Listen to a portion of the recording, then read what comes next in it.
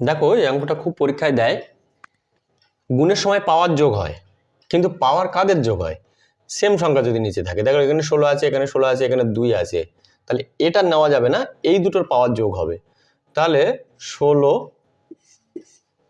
Two the power 0.16 plus 0.04 into 2 to the power 0.2।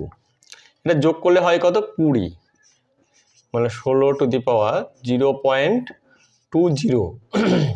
এই যে এই পয়েন্টের পরে এই জিরোর কোনো মূল্য নেই, এই জিরো কেটে যাবে, তাহলে এখান থেকে এটা যোগ করলে এটা পাবো, জিরো কেটে গেল, গুণ 2 টু দি পাওয়ার 0.02। এবার দেখো এটার পাওয়ারটা একই আছে, নিচেরটা তো একই নেই, তাহলে নিচেরটা গুণ করে দিই। 16 দিয়ে কত? 32, 16 দিয়ে 32, আর এবার পাওয়ারটা কমন আছে 0.2।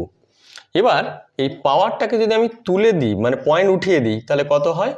পয়েন্ট উঠালে নিচে 10 হয়, মানে পয়েন্টের জন্য একটা ঘর আছে মানে শূন্য, এটা তোমরা সবাই জানো, এক ঘর থাকলে একটা শূন্য, তাহলে এটা কাটাকাটি করলে হয় 1/5। তাহলে আমি আলটিমেটলি রেজাল্ট পেলাম 32 টু দি পাওয়ার 1/5। এবার এই 32টাকে না উৎপাদকে ভাঙো, এই 32টাকে উৎপাদকে এরকমভাবে ভাঙো, 2 দিয়ে 16 দিয়ে 32, মৌলিক সংখ্যা দিয়ে ভাঙবে, 2 8 2 4, 2 দিয়ে 4, কটা 2 হলো? 1 2 3 4 5। তাহলে 32কে আমরা লিখতে পারি 2 টু দি পাওয়ার 5, আর এই যে পাওয়ারের 5 এটা তো গুণ সম্পর্কে বসে আছে, তাহলে 1/5, এই 5 5 কেটে গেল, তাহলে 2 এর মাথায় 1, মানে 2 টু দি পাওয়ার 1 মানে 2।